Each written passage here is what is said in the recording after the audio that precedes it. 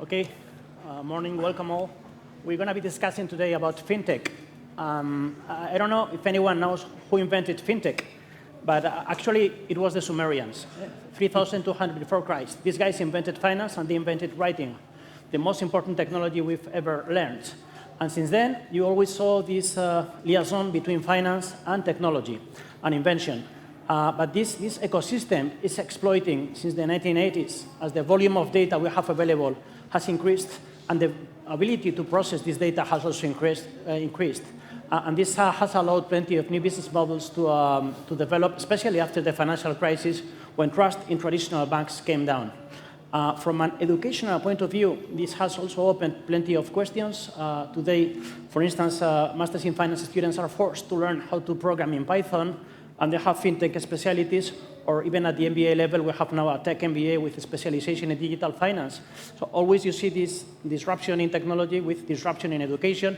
And what we're going to be discussing today is the disruption in fintech and the response from big corporates. I'll give you one example. Alipay has been able to get more clients in 10 years than Citigroup in 200 years. So we're going to be discussing which are the factors behind this. And to do that, we're going to be having in our panel, on one hand, Ralph Weigand, which is the regional sales director of Redshift. We also have Jennifer Levy, which is the founder and CEO of Change Labs. We also have Alex Roth, which is the CEO of Neobank Conto. And finally, we have Juan Carlos Rivera from Mexico, CEO of Mercury TFS.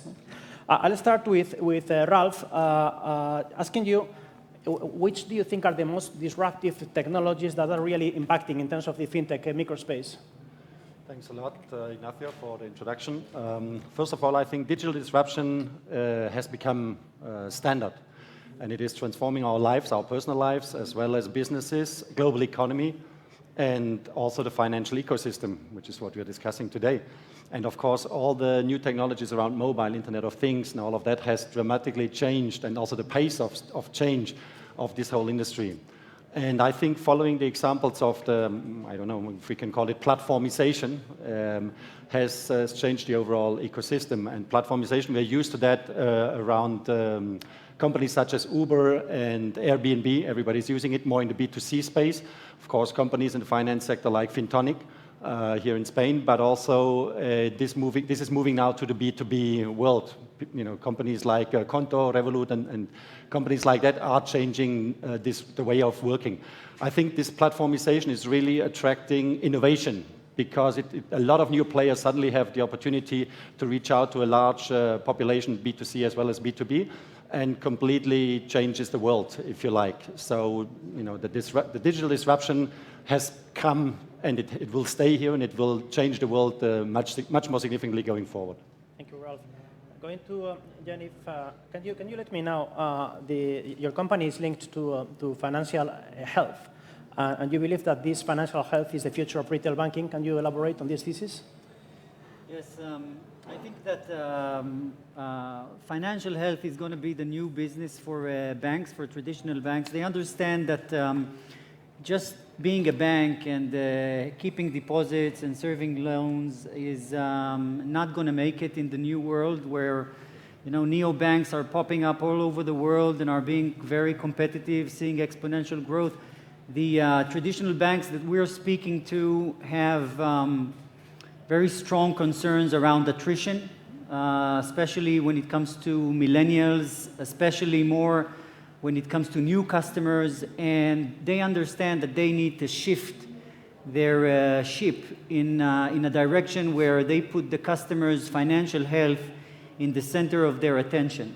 And there are ways for them to do that. They have enormous amounts of data that they can utilize, and we're helping them utilize that those data lakes that they have. There's technology that they can use today with AI and machine learning and the ability to use computing systems in much more robust for older populations. And eventually what happens is that once they center around financial health and they're using us sometimes to automatically improve financial health for their customers, The bounds between retail banks and customers are strengthening, the experience is improving, and they are able to compete, to keep those customers that they already have, and to attract new customers. And I think it's showing very good results as we move forward. Thank you. Alex, you are CEO and founder of Neobank. Now, can you tell us how did you come up with the idea of founding a B2B Neobank?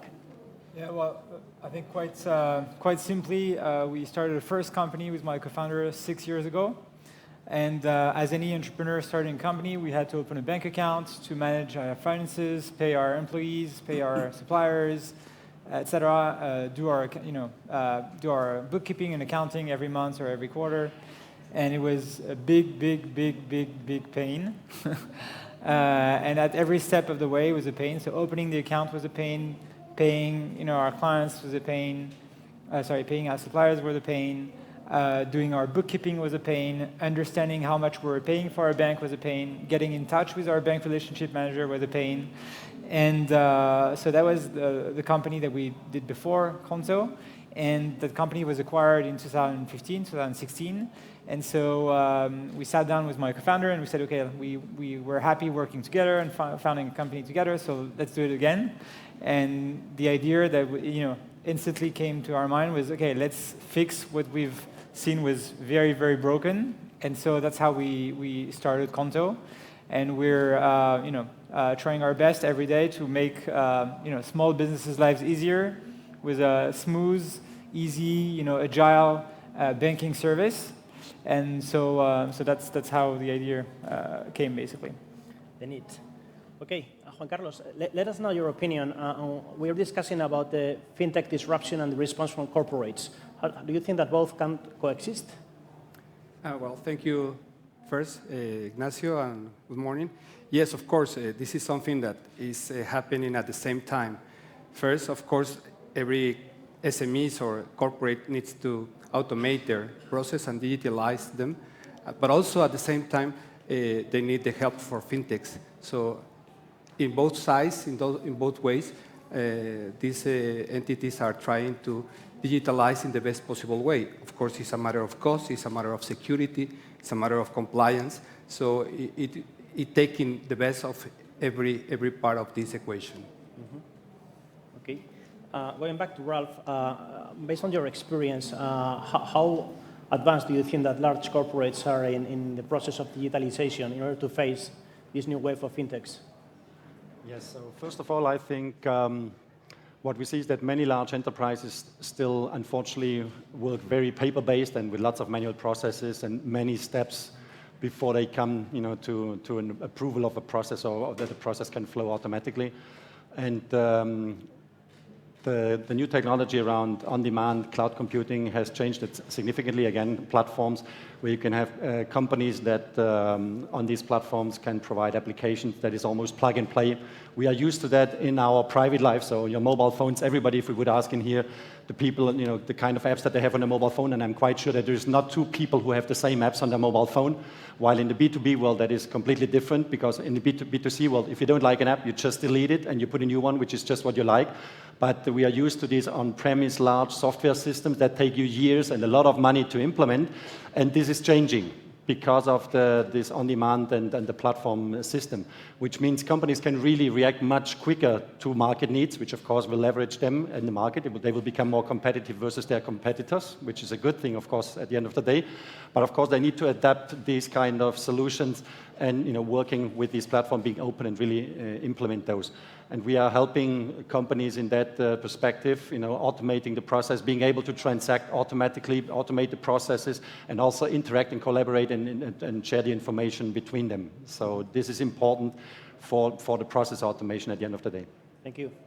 Now going back to Yaniv, can you let me know, now when you think upon your company, what do you think is the unique value proposition? What distinguishes you? That's a great question. So there are lots of companies and technologies that are being offered to retail banks. What's very unique and different about our technologies, first, we're only using transactional data. So we're based on behavioral economics and researches that have been done in the Hebrew University in Jerusalem for the past 20 years. We only need transactional data in order to understand behavioral patterns. So we're GDPR friendly. We don't need any personal identifiable information. We don't need to know who's the person behind the account. That's one. The second thing is that we can do very accurate predictions and suggestions based on 90 days worth of transactions. So new customers, the ones that are highly challenging for banks to keep, because the first year of a customer, the attrition rates are highest. Okay, so a newcomer is most important to keep, and we can serve these customers. 90 days worth of transactions, and we have accurate predictions. We provide our service on a daily basis, so value is being delivered on a daily basis for every account. We suggest actionable insights and predictive alerts that are being that can be communicated to customers, and our accuracy rate for the prediction is very high. It's around 86%, which is, as far as we know, the highest in the industry. Mm-hmm. That's what makes us very different. Thank you. Alex, I believe you moved from 5,000 clients to 50,000 clients. Which is the challenge of that? I guess that's called scaling. So that's scaling everything, scaling the team, scaling the office space, scaling the processes. Also, one important step, which is right after, so we announced indeed that we had 50,000 clients in July, and since then or in parallel, we've launched in Spain, so here in Italy and in Germany. Before that, we were only in France. So of course, together with the number of clients, also grows the the footprint, and that's also a big challenge. But so I think there is not one single thing. It's just scaling everything. And I think it's always very easy to be very good if you have like 10 clients. If you have 100, it's a bit more difficult. If you have 1,000, of course, you need you cannot do the kind of the VIP service for 1,000 clients. So we need to automate and to have some processes for all that. But I think we've been doing that quite well. But yeah, I guess scaling everything is the challenge. And of course, it's going to be a similar challenge to go from 50,000 to 500,000 in the next few years on a European level. Thank you, Juan Carlos. We are seeing an environment in which traditional banks are basically cutting aggressively costs because the return on equity they achieve is half the cost of equity. To which degree this environment is supportive, could be a threat in terms that it could accelerate the transfer of clients from traditional banks into fintech startups? Well, this is also tough because for one side, the banks are providing a lot of security, a lot of confidence, a lot of compliance. And by the other hand, they need to reduce cost and improve profitability.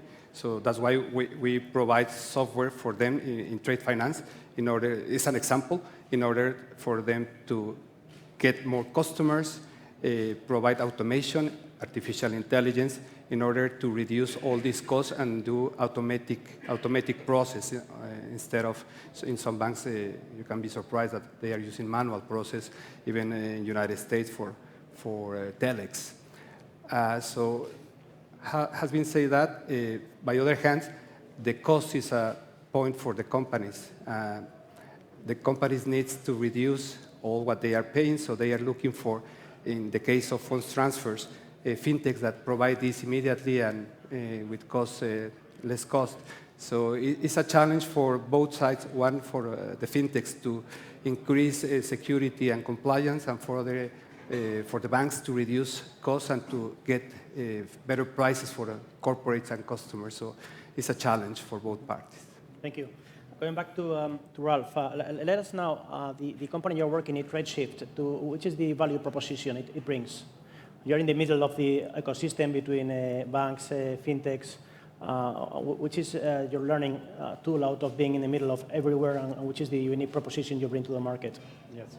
So Tradeshift, what we did is we created a social network, or kind of a social network like LinkedIn, but for the B2B space. So what we bring is we bring companies together on this network. We currently have more than 1.5 million companies on that network who can transact and communicate on this network between each other without any other place that they have to go to.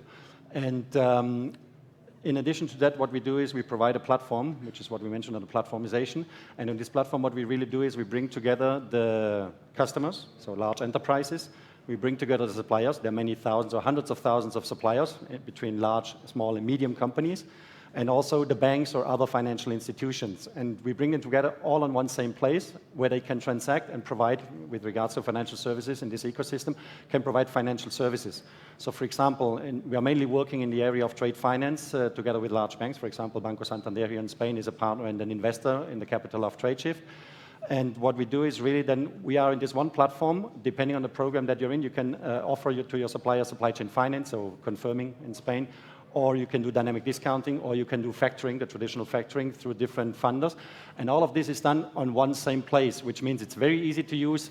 You can facilitate fast access to the suppliers, to cheap capital, because it becomes at the end of the day really a marketplace. And we can even spin it further to say it is like a disruptive marketplace where the suppliers can auction, in the supply chain, they can auction their invoices and get the best discounts from dynamic discounting or financing in supply chain finance or factoring, depending on the segmentation of those suppliers and the companies they look like. So it is really a disruptive pace into what used to be the old world, and you have a more real-time, ease of use, and all in one place, which is a benefit, especially for the suppliers, but also for the companies, for the large enterprise customers, because the satisfaction of your supply chain is much higher, and you facilitate, in many cases, financing to them, which again, everybody is happy. You make some money, and the supplier gets cheap financing. Understood. Going back to Jennifer, fintechs, startups, they bring innovation. Large banks, they have the scale, and they lack the innovation many times. Now, when you're seeing this disruption out of startups bringing innovation and trying to compete with banks, sometimes they make alliances with banks in order to get the scale and to access to the clients. Which do you think are the main trends in terms of the reaction from the banks by looking at this threat by the fintechs? From what we're speaking to retail banks in the United States, in South America, and here in Europe, first of all, some of them are feeling very frustrated because of regulatory landscapes. So we've been speaking to European banks lately, and we operate an automated savings module. One of our modules is automated savings, just to get the bank to kind of, think about and work through the dynamic moving of money from a checking account to a savings account on a kind of a daily basis or weekly basis is a challenge for a bank. In the United States, it's much easier. It's much easier, so you can scale solutions much faster for these banks. We've been working on predictive overdraft alerts with one of the largest banks in the United States, and that's been rolling out pretty quickly. But usually, what the biggest challenge when it comes to scaling is regulation for banks, and we need to help them deal with it. So we need to be able to come and show that our technology, our platform is used to regulation, is working well with regulation, and being GDPR friendly is very important when it comes to that. Thank you. Alex, you moved from 5 into 550,000. Next step? 500,000. A lot of scaling. So a lot of scaling, and again, especially as we're moving to new countries. I think we're trying to find the right balance between localizing the product so that it perfectly meets the needs of Spanish entrepreneurs, Spanish small businesses, and same in Italy and same in Germany. But also, of course, I think the point of being a new player is that we see that most SMEs in Europe, and especially in the Eurozone, have the same needs, the same pains, the same frustration with traditional banks.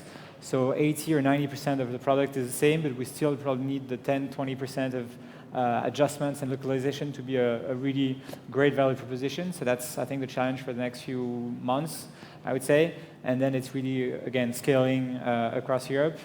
And potentially, if I come back here next year, maybe the next step will be outside of Europe. But I think for the next 12 months, we'll be focusing on Europe. One question for any of you. We just had a quite weird example of valuation with WeWork. So venture capital centered at $44 billion valuation, and the stock market was paying $12 billion. And it reaches a point in which the market wants to see profits. No? And what they complain about many startups in fintech, such as Revolut, Monzo, is that they don't make profits. Now, to which extent this tension between keeping innovation and keeping losses, and then the market asking for profits to be able to value a company through price earnings, where do you think both converging? Any of you has an opinion on this point? Well, the banks has an advantage because they have more time in the market and they have more strong financing. So, in my opinion, in niche of business very complex, the banks will always be more accurate and with more benefits and with more security for customers. The challenge for the fintechs is to get to that part, but as you say, they need to invest and they need to bring money. So technology should be in place. They need to be close to the customers and try to reduce the price, but this is a long time to get them the same level as the banks, in my opinion. Mm-hmm. Go ahead. To adding to that, I think it is, as long as Redshift is pre-IPO, venture capital funded, as long as you provide continuous growth and show that you have a path of growth. For example, we grew 200% year over year last year organically. So as long as you keep that pace, I think it is not so important to show the profits in the company, but you need to have a vision, you need to have innovation, you need to bring new products, you need to grow in terms of market share, you need to grow in terms of customers.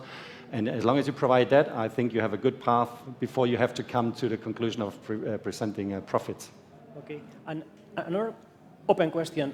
We have discussed fintech, startups, innovation, banks. We have forgotten big techs, which are entering aggressively into finance. Amazon, for instance, of course, PayPal, which has a market cap above that of Banco de Santander, and recently Libra. Now, which do you think is the threat or the main items of big techs entering into finance? Any of you? I think the biggest threat when it comes to Amazon and other players that are going into financial services is the fact that they already have a very strong relationship with a large amount of customers. So for them, customer acquisition is a non-issue. And that's one of the biggest barriers when it comes to challenger banks and neobanks that are popping up. The customer acquisition journey is hard. Okay, it's hard to acquire customers, it's hard to retain customers, and their brand relationship, Amazon and Facebook and Google, they already have a very strong sense of brand and relationship, and that's leaping them forward. So once they, go through the bureaucracy and they show that they're regulatory comply, they're going to become big banks in one day. So they're not going to grow over 5 years and scale and things like that. They're going to be big. And that's the biggest, I think that's the biggest threat to the traditional banking service system. Yes, Plus, obviously, they already have like all the data and like lots of things, and so it's plus as they're tech or let's say, most of these are, let's say, tech companies. They have kind of a tech culture, engineers in-house and so on, so they're probably much more likely to come up with a nicely, designed solution, nice UX, nice UI, and so on.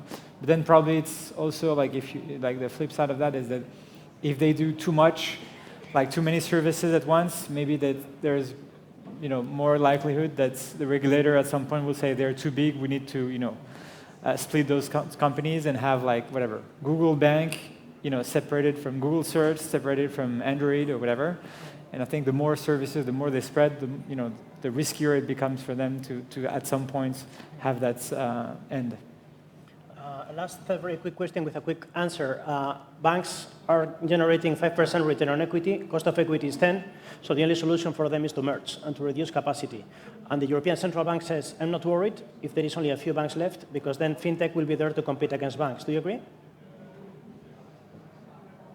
I think the biggest, once the big companies come in, Amazon, Facebook, Google, that's where we're going to see the biggest shift. Right now, it's just the traditional banks, you're seeing them, they're not moving. Like they're talking about it, they have the innovation kind of walk and talk, but they're not really moving forward as threatened as they should be. And once one of these biggest players is moving in, you'll see them, accelerate. That's when they're gonna feel the heat. Okay. So thank you. Let me just summarize 3 points. The relevance of platforms in terms of digital disruption. This is here to stay. We also pointed down the relevance of data to be able to do high-quality fintech. The importance of scale is not about having a nice idea, but being able to scale it up. And finally, how banks can react by integrating automatization systems and so being able to retain clients. And finally, the big threat should be the big tech. And I think that's it. Thank you all. It was very interesting panel.